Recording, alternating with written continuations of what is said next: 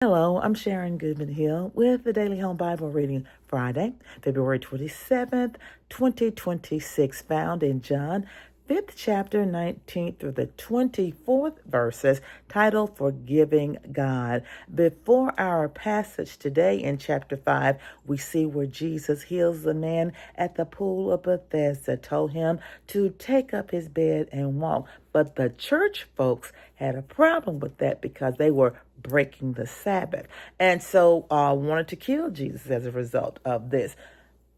Wasn't his time to go on the cross. So Jesus took this opportunity to explain to them, the relationship of his Father, God the Son, God the Holy Ghost, how they all three work in one and how he was doing the will of his Father. He couldn't do anything. The Son can't do anything without the Father. So John 5:19 through 24 portrays this perfect picture of a forgiving God who acts through Jesus, offering immediate eternal life and immunity from judgment. You can have that life right here on earth. We can have a little bit of heaven right here on earth just because we believe in God the Father, the Son, and Holy Ghost. Honing in on that 24th verse, it means that those who truly hear and believe Jesus' word and God the Father who sent him immediately receive eternal life, saints,